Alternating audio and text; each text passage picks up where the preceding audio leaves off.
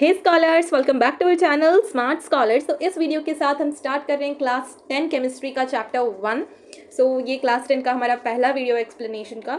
इस वीडियो में हम इस चैप्टर को वन शॉट में कंप्लीट कर देंगे ऑन थियोरी पार्ट, और प्रैक्टिस के लिए हम और भी वीडियोस लाएंगे। फर्स्ट ऑफ ऑल, इस केमिकल रिएक्शंस और इक्वेशंस को समझने से पहले हमको केमिकल चेंज और फिजिकल चेंज में डिफरेंस समझ लेना चाहिए। तो केमिकल चेंज क्या होता है? केमिकल चेंज में एक न्यू सब्सटेंस फॉर्म होता है।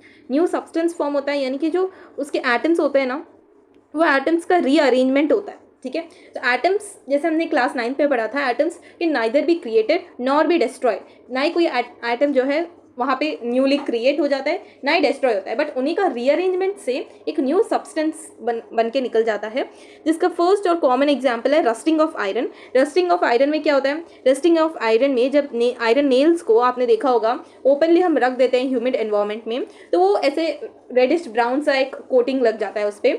तो उसी कोटिंग को हम हाइड्रेटेड आयरन ऑक्साइड भी कहते हैं। मतलब वो बेसिकली ऑक्सीजन के साथ रिएक्ट करता है और ये फॉर्म कर लेता है। ठीक है, अब केमिकल चेंज में वन और मोर सब्सटेंसेस रिएक्टेंट्स, ठीक है, जो सब्सटेंसेस रिएक्ट कर रहे हैं उनको हम रिएक्टेंट्स कहते हैं, और जो सब्सटेंस बन जा रहे हैं उनके रीअरेंजमेंट से बन जा रहे हैं उनको हम प्रोडक्ट्स कहते हैं। जैसे कि अगर हम एक एग्जांपल से यहाँ पे देखें तो Mg यानी कि हमारा मैग्नीशियम और ऑक्सीजन, ये दोनों आपस में रिएक्ट कर रहे हैं। आपस में रिएक्ट करके ये क्या बना रहे हैं? MgO, और थोड़ी सी एनर्जी रिलीज हो रही है। ये क्या हो गया? हमारे प्रोडक्ट्स। ठीक है, और ये रिएक्टेंट्स। ठीक है ना, तो इसको हम एक्सोथर्मिक भी कहते हैं। अब एक्सोथर्मिक और एंडोथर्मिक क्या होता है? एक्सोथर्मिक और एंडोथर्मिक मतलब होता है, एंडोथर्मिक में हीट जो है अब्जॉर्ब करता है ड्यूरिंग द रिएक्शन, वो हीट अब्जॉर्ब करता है। ठीक है, और एक्सोथर्मिक में यहाँ पे जैसे हो रहा है हीट को रिलीज कर दिया जाता है। ठीक है ना, so this is the major difference. यहाँ पे हमको ये भी समझ गया कि रिएक्टेंट्स क्या होते हैं और प्रोडक्ट्स क्या होते हैं। अब आगे बढ़ते हैं, identification of a chemical change. अब आपको कोई चेंज दिया है और आपको जानना है कि ये फिजिकल चेंज है या केमिकल चेंज है, तो हम कैसे पहचानेंगे? तो ऐसे 4 चीज़ें जिससे हम इसको पहचान सकते हैं। तो क्या क्या है? पहली बात, स्टेट चेंज ऑफ स्टेट। ठीक है, जिसके यहाँ पे NH3 है। ये NH3 HCl के साथ, ये दोनों गैसियस फॉर्म है। ठीक है, ये दोनों जब रिएक्ट करते हैं तो क्या बनाते हैं? Ammonium chloride. ठीक है ना, बेसिकली इसका क्या है? ये है NH3 है हमारा अमोनिया, और HCl है हाइड्रोक्लोरिक एसिड। तो जब ये दोनों रिएक्ट करते हैं, ये दोनों गैसेस फॉर्म है। ठीक है, ये दोनों जब गैसेस फॉर्म है और ये दोनों को रिएक्ट करवा दिया जाता है, तो ये क्या बनाते हैं? अमोनियम क्लोराइड, जिसका फॉर्मूला है NH4Cl। ठीक है, ये जो है ये लोग बना देते हैं अमोनियम क्लोराइड, जिसके बारे में हम सारे लोग जानते हैं। तो ये क्या फॉर्म कर देते हैं? सॉलिड। मतलब ये दोनों थे गैसियस स्टेट में और फॉर्म कर दिया सॉलिड को, तो ये हो गया इसका एग्जाम्पल। ठीक है ना, और अगर हम चेंज इन कलर की बात करें ना, तो चेंज इन कलर में यहाँ पे डिस्प्लेसमेंट रिएक्शन है। ये होता क्या है हम आगे देखेंगे और अच्छे से, पर यहाँ पे आप देख लो, जब CuSO4 यानी कि कॉपर सल्फेट जो है रिएक्ट करता है Fe के साथ, तो FeSO4 बनाता है प्लस Cu। तो इसमें ये कलर जो है पहले ब्लू कलर का होता है। ठीक है ना, ये बेसिकली ये ब्लू कलर का होता है, और जब ये रिएक्ट कर लेता है तो ये ग्रीन कलर का बन जाता है। किस कलर का बन जाता है? ग्रीन कलर का ये बन जाता है। सो this is something change in colour. और इवोल्यूशन ऑफ गैस, मतलब गैस जहाँ पे निकल रही है उसको हम केमिकल चेंज कह सकते हैं। जैसे कि जिंक है, जिंक H2SO4 के साथ रिएक्ट कर रहा है और ZnSO4 बना रहा है, और उसके साथ हाइड्रोजन जो गैस है वो निकल रही है। तो ये जो अपवर्ड एरो हम दिखाते हैं ना, ऐसे वाला, ये एरो क्या दर्शाता है? ये एरो दर्शाता है एवोल्यूशन ऑफ अ गैस, यानी कि वो कोई भी गैस हो, वो निकल जा रही है और ऐसे रिलीज हो जा रही है। इस एरो को हम वैसे दर्शाते हैं। और एक इसका एग्जांपल ले लें तो कैल्शियम कार्बोनेट जो है जब हीट सप्लाई करते हैं तो ब्रेक हो जाता है। किस में वो ब्रेक हो जाता है? CaO और CO2 में। ठीक है, इसको हम क्विक लाइन भी कहते हैं ना, CaO को। ये CaCO3 जिसको हम कैल्शियम कार्बोनेट कहते हैं, वो जिसको जब हम उसको हीट सप्लाई करते हैं तो इन दोनों में चेंज हो जाता है, और ये तो बच जाता है हमारा, पर ये CO2 जो है निकल जाता है गैस के फॉर्म में। ये भी देख लिया हमने। हम नेक्स्ट हम चेंज इन टेम्परेचर देखते हैं। चेंज इन टेम्परेचर में क्या है? जब अमोनिया जो है सल्फ्यूरिक एसिड के साथ रिएक्ट करता है तो वो क्या बना लेता है? वो बना लेता है अमोनियम सल्फाइड को और SO4 को और H2O को, ठीक है। इसमें क्या होता है, ये जब आप इस बीकर को टच करोगे तो लाइकली हॉट हो जाता है। तो इसमें आप चेंज इन टेम्परेचर देखोगे। एंड नेक्स्ट बहुत ही इंपॉर्टेंट है प्रेसिपिटेट, फॉर्मेशन ऑफ प्रेसिपिटेट। तो इसमें पहली बात देख लेते हैं प्रेसिपिटेट होता क्या। तो प्रेसिपिटेट मतलब कोई भी चीज़ जो उस रिएक्शन में मतलब डिजॉल्व नहीं हो पा रही और एक सॉलिड के फॉर्म में वो बच जा रही है। तो प्रेसिपिटेट को दिखाने के लिए दो तरीके, एक तो आप वो जो भी सब्सटेंस है उसके सामने ऐसे छोटा सा एस लिख दो, या फिर इस तरीके का एक डाउनवर्ड एरो दिखा दो। अब जो अपवर्ड एरो वो क्या दिखा रहा था, एवोल्यूशन ऑफ अ गैस, हमने अभी भी डिस्कस किया था ना। और ये डाउनवर्ड एरो जो है सॉलिड को दिखाता है, ठीक है। तो ऐसे आप रिप्रेजेंट कर सकते हो। तो इस रिएक्शन में हो क्या रहा है, इस रिएक्शन में हो रहा है जब आप बेरियम क्लोराइड को रिएक्ट करवाते हो सोडियम सल्फेट के साथ, तो वो क्या बनाता है, वो बनाता है बेरियम सल्फेट और NaCl हमारा सॉल्ट। तो इसमें हो क्या रहा है, ये जो बेरियम सल्फेट बना है ना, ये बेरियम सल्फेट होता है प्रेसिपिटेट, यानी कि वो वाटर में डिजॉल्व नहीं हो पाता, ठीक है ना। तो जब वो डिजॉल्व NaCl तो चला गया, वो डिजॉल्व हो गया, बट ये जो है डिजॉल्व नहीं हो पाता, तो ये प्रेसिपिटेट के फॉर्म में बच जाता है और ये वाइट कलर का दिखता है। सो वाइट कलर का आप जब इसको लैब में परफॉर्म करोगे, आई एम श्योर ये रिएक्शन तो परफॉर्म होने ही वाली है, तो आप देख लेना वाइट कलर का वो बनेगा। नेक्स्ट हम देखते हैं लेड नाइट्रेट। लेड नाइट्रेट को जब हम पोटेशियम आयोडाइड के साथ रिएक्ट करवाते हैं तो हमारे दो प्रोडक्ट्स बनते हैं। वो दो प्रोडक्ट्स क्या हो गए हमारे, लेड ऑक्साइड और लेड आयोडाइड और potassium nitrate.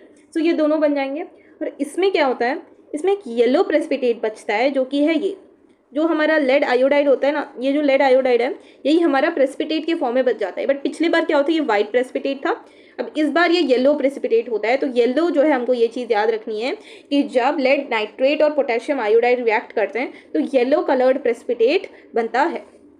Let's move forward now, balancing chemical equation. So इसमें हमारे बुक में क्या दिया है, जिसकी हम सबको पता है, हिट एंड ट्रायल मेथड जो है हमारे बुक ने हमको दिया है। अब इस हिट एंड ट्रायल मेथड में होता क्या है, हम पहले देख लेते हैं। तो उसमें हमको वर्ड इक्वेशन देगा, क्या देगा, वर्ड इक्वेशन, यानी कि बोलेगा कि ये और ये इसके साथ रिएक्ट हुए हैं तो ये प्रोडक्ट्स बने। तो हम उसका स्केलेटल इक्वेशन लिखेंगे। अब स्केलेटल इक्वेशन क्या होता है, स्केलेटल इक्वेशन ऐसा इक्वेशन होता है जिसमें वो जो एलिमेंट्स है ना उनके सिंबल्स को, उन कंपाउंड्स और उस एलिमेंट्स के सिंबल्स को हम लिखते हैं, जिसके यहाँ पे आप देख पा रहे हो ना। तो इस तरीके से हम सिंबल्स को लिखते हैं और उसके बाद हम नेक्स्ट प्रोसेस करते हैं। तो ये स्केलेटल इक्वेशन बैलेंस भी हो सकता है, अनबैलेंस्ड भी हो सकता है। और जब हम इस स्केलेटल इक्वेशन को बैलेंस कर देते हैं तो उसी को हम बैलेंस्ड केमिकल इक्वेशन कहते हैं। अब हमारे हिट एंड ट्रायल मेथड में स्टेप नंबर 2 क्या होता है, स्टेप नंबर 2 होता है counting the number of atoms on each side. अब हमको ये चेक कैसे करना है कि कोई इक्वेशन बैलेंस्ड है या नहीं, तो उसके लिए हमको देखना पड़ेगा ये वाला साइड और ये वाला साइड, जो इस एरो मार्क के लेफ्ट साइड है और इस एरो मार्क का राइट साइड है, इन दोनों को देखना पड़ेगा हमको। तो ये जो N2 है, ठीक है, यहाँ पे ये क्या दर्शा रहा है, लेफ्ट साइड पे मैं ऐसे एक बना देती हूँ, ये लेफ्ट साइड हो गया और ये राइट साइड हो गया।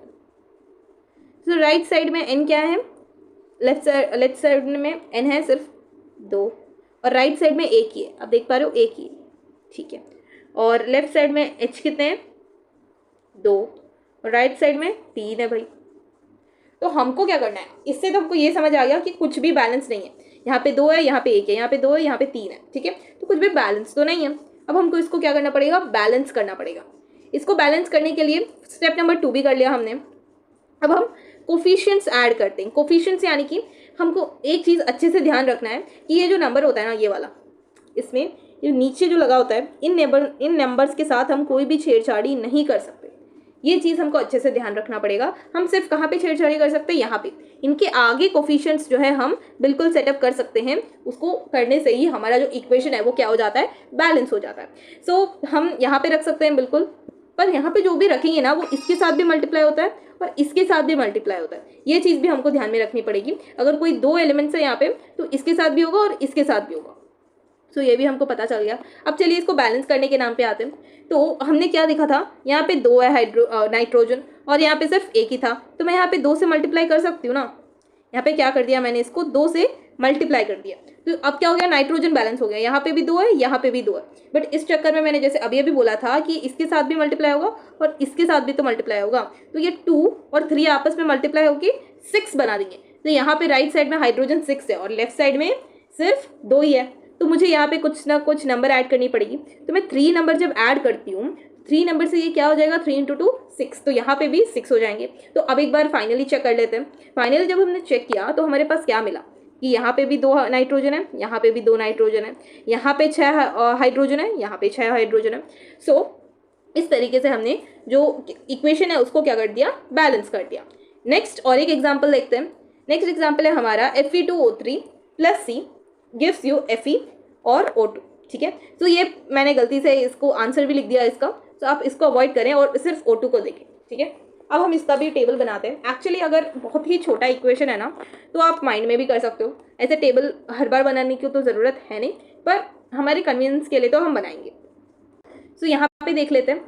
यहाँ पे अगर हम देखें तो क्या क्या इन्वॉल्व है वो पहले देख लेते हैं।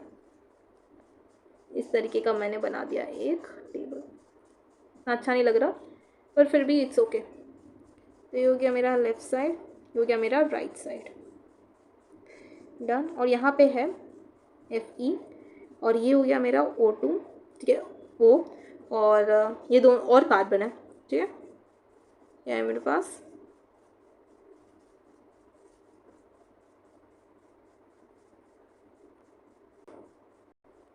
तो यहाँ पे मैंने बना लिया।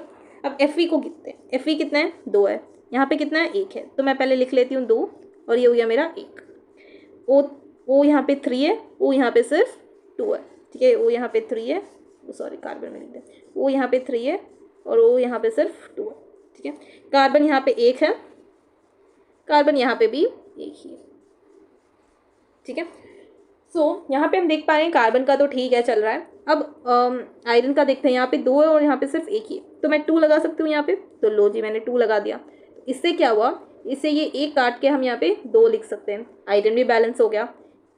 अब क्या देख रही हूँ मैं, ऑक्सीजन, ऑक्सीजन यहाँ पे 3 है और यहाँ पे ऑक्सीजन सिर्फ 2 ही है, तो मैं क्या कर सकती हूँ, मैंने यहाँ पे क्या कर दिया, यहाँ पे 3 लगा दिया, ठीक है।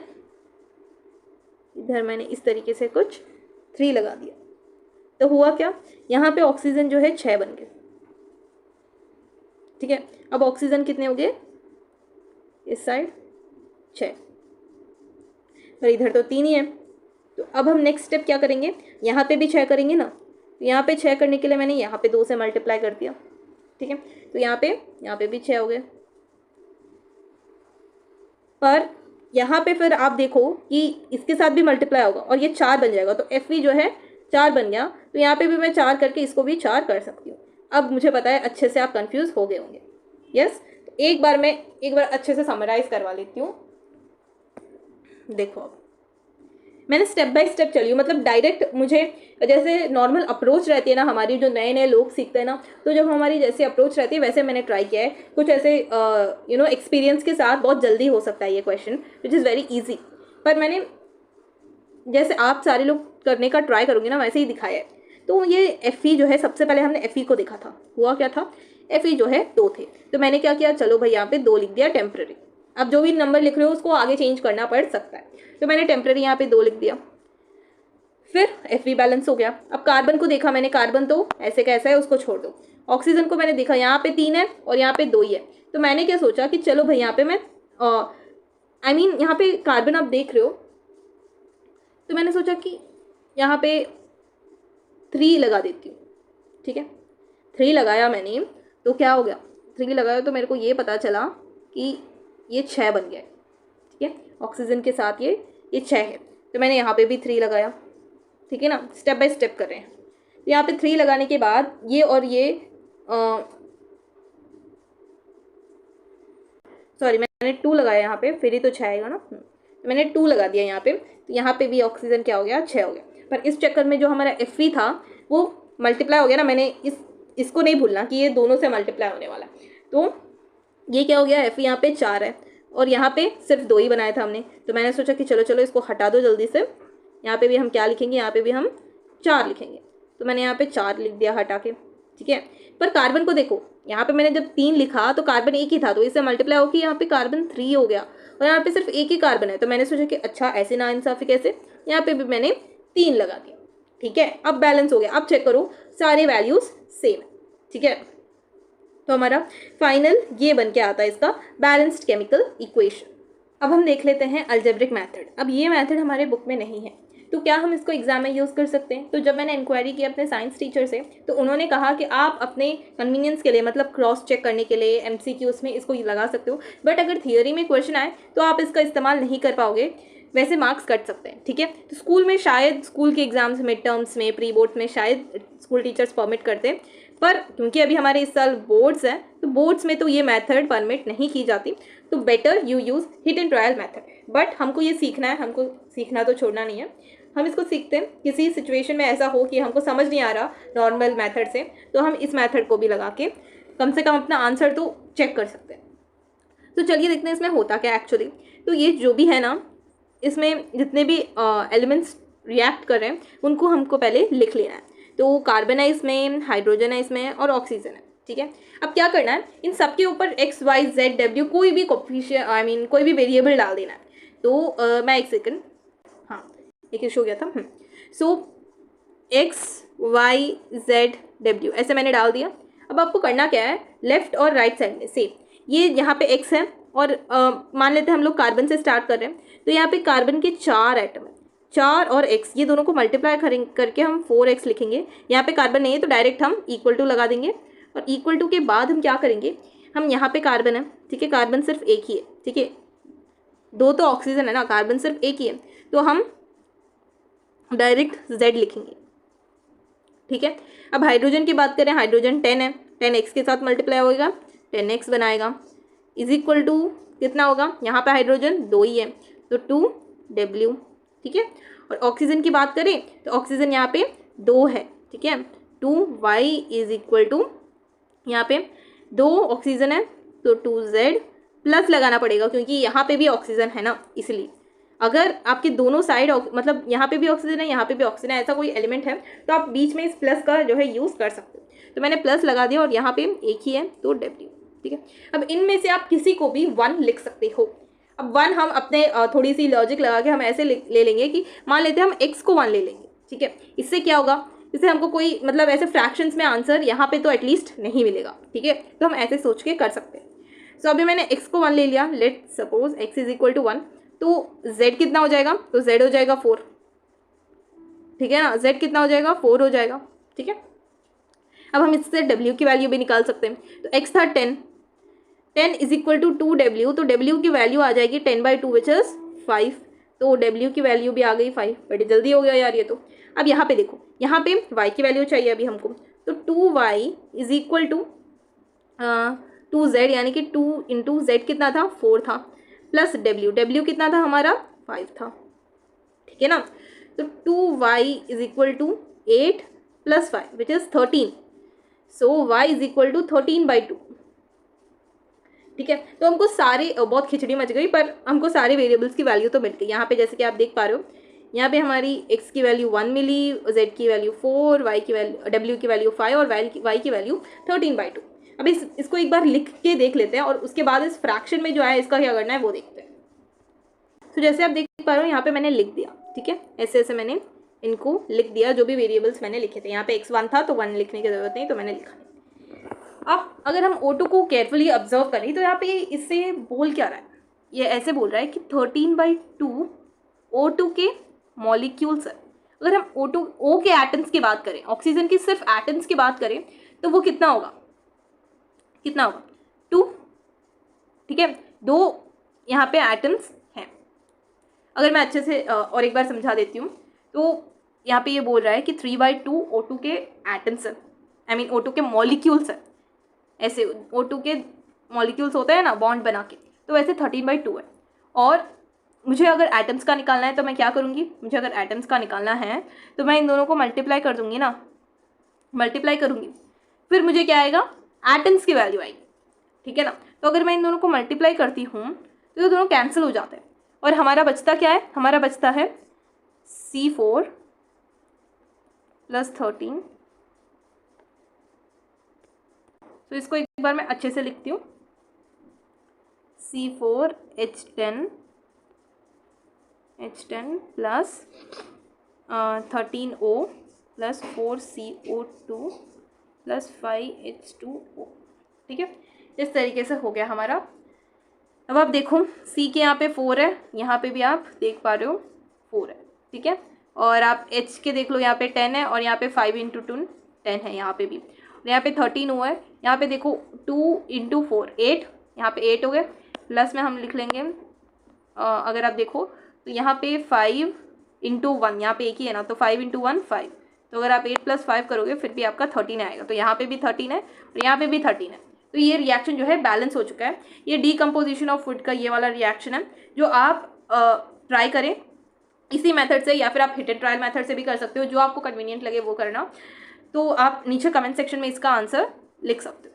ठीक है, अब हम हाँ, यहाँ पे मैंने एक छोटे से लाइन में ये लिखा है, देखो ये मुझे क्योंकि उतना इंपॉर्टेंट नहीं लगा, एक्चुअली इंपॉर्टेंट तो है पर हमने ऑलरेडी इसके बारे में आधा सीख लिया। तो writing symbols of physical state makes the equation more informative, क्योंकि आपने कोई भी रिएक्शन लिख दिया, ठीक है ना, कोई भी इक्वेशन लिख दिया, अगर आप उसमें वो लिखोगे उसके फिजिकल स्टेट में कि कौन सा, ऐसे G लिखोगे, S लिखोगे, L लिखोगे, L यानी कि लिक्विड, ऐसे जब आप लिखते हो तो वो और इन्फॉर्मेटिव बन जाता है और हमको ये समझना ईजी हो जाता है कि वो जो एलिमेंट है किस स्टेट में एग्जिस्ट कर रहा है। ठीक है ना, सो या अब हम टाइप्स ऑफ केमिकल रिएक्शंस की ओर बढ़ते हैं, जो है बहुत इजी। फर्स्ट है कॉम्बिनेशन रिएक्शन। इसमें क्या होता है, इसको हम सिंथेसिस रिएक्शन भी कहते हैं। अब इसमें जैसे आपको नाम से समझ आ रहा है, दो चीज़ें कंबाइन हो जा रही है, ठीक है ना। तो A + B मतलब दो कोई भी अलग अलग एलिमेंट्स है वो कंबाइन होके एक सिंगल कंपाउंड बना रहे हैं। ठीक है, अब ये दो एलिमेंट्स भी हो सकते हैं, कंपाउंड्स भी हो सकते हैं, पर एक सिंगल प्रोडक्ट ही बनाएंगे। ठीक है ना, और जनरली ये हीट को रिलीज करते हैं, यानी कि एक्सोथर्मिक होंगे। ठीक है ना, ये जनरली हीट को जो है रिलीज कर देते हैं, तो ये हो जाएंगे एक्सोथर्मिक। अब इसका एग्जाम्पल देख लेते हैं, बहुत ईजी एग्जाम्पल है। H2 + O2 gives you H2O। पर हमने तो अभी बैलेंसिंग सीखा है, तो हम इसको बिना बैलेंस करे कैसे छोड़ेंगे, तो मैंने यहाँ पे इसको बैलेंस भी करके लिख दिया है। ठीक है, हिट एंड ट्रायल मेथड से। अब इतने छोटे इक्वेशंस के लिए हम अलजेब्रिक मेथड को तो नहीं यूज़ करेंगे, हिट एंड ट्रायल मेथड से छोटे वालों को हम बैलेंस कर सकते हैं बिल्कुल। तो यहाँ पे मैंने C + O2 भी हमको CO2 दे देता है, और CaO कैल्शियम ऑक्साइड या फिर क्विक लाइम जिसको हम कहते हैं, जब वो H2O के साथ रिएक्ट करता है तो वो कैल्शियम हाइड्रोक्साइड बनाता है। तो कैल्शियम ऑक्साइड और कैल्शियम हाइड्रोक्साइड में हमको वो डिफरेंस पता होनी चाहिए, और इसी को हम स्लेक लाइम भी कहते हैं। अरे वहाँ पे लिखा है मैंने, पागलों की जैसे वापस लिख रही हूँ। ये स्लेक लाइम होता है और ये क्विक लाइम होता है। ठीक है ना, सो ये एक्चुअली चूना होता है ना, चूना, उसी को हम एक्चुअली उसको घर के प्लास्टरिंग में ऐसे जगहों में यूज़ किया जाता है, पर मैंने तो कभी देखा नहीं है, मेरे को मेरे मैम ने बताया था। सो ये है। तो यहाँ पे भी आप देख पा रहे हो कि दो रिएक्टेंट्स या फिर मोर देन वन रिएक्टेंट मिल के क्या बना रहे हैं, एक सिंगल जो है प्रोडक्ट बना रहे हैं। ठीक है ना, और इसको ही फर्दर अगर आप रहने देते हो तो ये CO2 के साथ रिएक्ट करके कैल्शियम कार्बोनेट बनाता है। ठीक है ना, तो ऐसा सुना है मैंने कि जब आप इनको वॉल्स पे डालते हो ना, ठीक है, तब ये ऐसा बन जाता है, कैल्शियम हाइड्रोक्साइड बन जाता है, और ये और 2-3 दिनों के बाद जब ये और ज़्यादा रिएक्ट कर लेता है कार्बन डाइऑक्साइड के साथ, तब ये बना लेता है कैल्शियम कार्बोनेट, जो लाइमस्टोन भी कहते हैं जिसको। ठीक है ना, और इसका एक्सेप्शन आप देख लो तो एंडोथर्मिक क्या होता है। वैसे तो मैंने बोला था कि ये कॉम्बिनेशन रिएक्शन हर समय एक्सोथर्मिक होते हैं, तो आप यहाँ पे देख लो कि इसका एक्सेप्शन है N2 + O2 gives you NO2। ठीक है, NO2 नहीं, NO। तो इसमें क्या होता है, नाइट्रिक ऑक्साइड रिलीज होता है, मतलब यही है, NO मतलब नाइट्रिक ऑक्साइड। तो ये एंडोथर्मिक होता है। नाउ हम क्या देखते हैं, अब हम देख लेते हैं डिकम्पोजिशन रिएक्शन। यहाँ पे जो एग्जाम्पल्स दिए हैं वो आप पढ़ सकते हैं बिल्कुल। नाउ अब हम डिकम्पोजिशन रिएक्शन देखते हैं। डिकम्पोजिशन जैसे नाम से समझ आ रहा है, ये कॉम्बिनेशन रिएक्शन के उल्टा है। ठीक है ना, कैसे उल्टा है, पहले तो वहाँ पे A + B मिलके AB बनाते थे, पर अब AB जो एक सिंगल रिएक्टेंट है वो मल्टीपल प्रोडक्ट्स में ब्रेक हो जा रहा है, और ये जनरली एंडोथर्मिक होता है। क्यों, क्योंकि अभी किसी चीज़ को आपको तोड़ना है, ब्रेक डाउन करना है, तो आपको एनर्जी की तो ज़रूरत पड़ेगी, तो इसलिए ये एनर्जी लेता है ना कि देता है, ठीक है ना। अब इसका एग्जाम्पल देख लो, जो लेड नाइट्रेट है वो जब आप हीट करते हो तो डिकम्पोजिशन ना 3 टाइप्स में होता है। कैसे 3 टाइप्स में होता है? एक होता है थर्मल, और एक होता है फोटोलिटिक, और एक तो इलेक्ट्रोलाइसिस, ठीक है।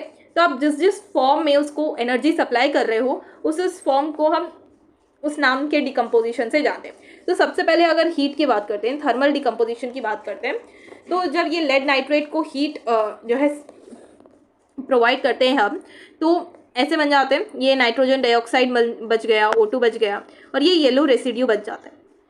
और एक अच्छे से याद रखने की चीज़ इसमें मैं आपको बताती हूँ ब्राउन फ्यूम्स के बारे में, ठीक है ना। ये जो ब्राउन फ्यूम्स है ना, इसके हीट करने पर ही रिलीज होते हैं। तो ये जो लेड ऑक्साइड बना है ना, ये जो लेड ऑक्साइड बना है, ये जनरली ब्राउन फ्यूम्स के उसमें सॉरी ये लेड ऑक्साइड बच जाता है, और ये नाइट्रोजन डाइऑक्साइड जो है ब्राउन फ्यूम्स में चला जाता है बाहर, ठीक है। O2 का तो कोई कलर होता नहीं है, तो वो भी जाता है पर हमको पता नहीं चलता है। और ये जो दूसरा रिएक्शन है FeSO4 का, तो ये दोनों जो है फिजिकली बॉन्डेड है, ठीक है ना। ये इस डॉट क्या दर्शाता है? ये डॉट दर्शाता है कि ये दोनों फिजिकली बॉन्डेड है, ठीक है। और जब आप इसको हीट सप्लाई करते हो, और हाँ, हीट को हम ऐसे ट्रायंगल से डिनोट करते हैं, हीट ऐसा भी लिख सकते हैं, नॉट बैड, और ऐसा भी लिख सकते हैं, ठीक है। तो जो ये FeSO4 है और प्लस H2 है, यहाँ पे आप देख पा रहे हो कि वही है, सेम आपको वैसे ही दिख रहा है, पर यहाँ पे प्लस का साइन आ गया और यहाँ पे डॉट का साइन आ गया, यानी कि ये दोनों पहले फिजिकली बॉन्डेड थे, अब क्या हो गए? अलग हो गए, H2O अलग निकल गया, ठीक है ना। और जब आप FeSO4 को हीट करते हो, ये दूसरा रिएक्शन है, ठीक है ना, ये दूसरा रिएक्शन है, जब आप FeSO4 को हीट करते हो तो SO2 यानी कि सल्फर डाइऑक्साइड और SO4 बचते हैं, ठीक है। इसमें ये जो Fe2O3 है, ये रेडिश ब्राउन का बन जाता है, और इसमें एक पहचानने वाली चीज़ है, वो है बैड स्मेल। जब आप इसको बर्न करते हो ना, इतनी गंदी स्मेल आती है ना, जब आप लैब में इसको करोगे, सच में आप लैब से बाहर निकलने वाले हो, इतनी गंदी स्मेल इसकी आती है। हमारे इधर ये हुआ था, इसलिए मैं बता रही हूँ। और ये जो इसके ये अलग होने के प्रोसेस को हम क्या कहते हैं? वाटर ऑफ क्रिस्टलाइजेशन भी कहते हैं। अब डिकम्पोजिशन में नेक्स्ट और एक हीट का एग्जाम्पल है, आप देख पा रहे हो, ये हीट का एक एग्जाम्पल है, इसको भी आप देख सकते हो। इलेक्ट्रोलाइसिस ऑफ वाटर, इसमें क्या हो रहा है? आप इलेक्ट्रिसिटी के फॉर्म पे जो है एनर्जी को सप्लाई कर रहे हो। तो 2H2O जब इलेक्ट्रिसिटी आप सप्लाई करते हो उसमें, तो वो एक बड़ा प्रोसेस है, उतने ज़्यादा डिटेल में बुक में तो नहीं दिया है, पर हम उसको H2SO4 सप्लाई करते हैं, ठीक है। और वो ब्रेक हो जाता है H2 में और O2 में, ठीक है ना। वाटर को ब्रेक करना कोई ऐसी वैसी बात नहीं है, तो इसीलिए वो हम इलेक्ट्रिसिटी का यूज़ करते हैं, क्योंकि हीट से तो ऐसा होगा नहीं, ना ही हम वो फोटोलिटिक डिकम्पोजिशन से ऐसे कर सकते हैं, इसीलिए हम इलेक्ट्रिसिटी का इसमें यूज़ करते हैं। अब सनलाइट का कहाँ पे यूज़ कर रहे हैं? लाइट का यहाँ पे कहाँ पे यूज़ कर रहे हैं? तो AgCl, ठीक है, सिल्वर जो क्लोराइड होता है, सिल्वर ब्रोमाइड जो होता है, उसको जब आप सनलाइट पे रखते हो तो वो बहुत ही जल्दी ब्रेक हो जाता है Ag में और Br2 में। मतलब बेसिकली ये Cl नहीं है, ये B है, ठीक है, ऐसे लिख लो, एक सेकेंड, Br, तो बहुत ही जल्दी Ag और Br में वो ब्रेक हो जाता है सनलाइट में, ठीक है। इसी को हम फोटोलिसिस कहते हैं। अब नेक्स्ट इसी को हम ब्लैक एंड वाइट फोटोग्राफी में यूज़ करते थे। नेक्स्ट है डिस्प्लेसमेंट रिएक्शन। इसमें क्या होता है? एक बहुत ही ज़्यादा रिएक्टिव मेटल जो है उस नॉन रिएक्टिव मेटल को डिस्प्लेस कर देता है, उसकी जगह छीन लेता है, ठीक है। और this is the world famous displacement reaction, ये दोनों ही, ठीक है ना। तो यहाँ पे एक रिएक्टिविटी सीरीज आपको दी, तो ये जो रिएक्टिविटी सीरीज है ना, ये हमारे 10th लेवल के लिए है, और इसमें एक बड़ी अच्छी खास बात है कि हाइड्रोजन है, जो कि एक नॉन मेटल है, इसकी रिएक्टिविटी भी अच्छी है, इसलिए इसको हमने यहाँ पे डाला है। तो इसको याद करने के लिए दुनिया भर के टेक्निक्स हैं, ठीक है। तो ऐसे बोलते हैं कुछ लोग, please stop calling me zebra in front of all of us, ऐसा कुछ होता है। बट एक्चुअली क्या है पता है, कोई स्ट्रैटेजी की मेरे को ज़रूरत मतलब अब तक तो नहीं पड़ी है, क्योंकि ये डायरेक्ट मुझे जब हम प्रैक्टिस करते हैं ना इसके बारे में तो डायरेक्ट याद हो जाता है। बट अगर आपको इसका कोई स्ट्रैटेजी चाहिए कि हम इसको कैसे याद करें, कोई ट्रिक चाहिए, तो ज़रूर मैं आपको वीडियो अपलोड कर दूँगी, या फिर आप यूट्यूब में भी देख सकते हो। वही है, सारे लोग वही वाला टेक्निक बताते हैं, बट इसमें कोई गाना ऐसा कुछ तैयार कर लेते हैं बस। अब मैं इसकी ये कैसे डिस्प्लेस कर रहा है वो बताती हूँ। तो अभी अभी हमने इसको उसमें भी देखा था, चेंज इन कलर वाले में मैंने आपको स्टार्टिंग में बताया कि ब्लू से ग्रीन हो जाता है, ठीक है ना। तो जो Fe है और ये CuSO4, ठीक है, तो इन दोनों को जब हम रिएक्ट करवाते हैं तो ये कॉपर जो है लेस रिएक्टिव है आयरन से।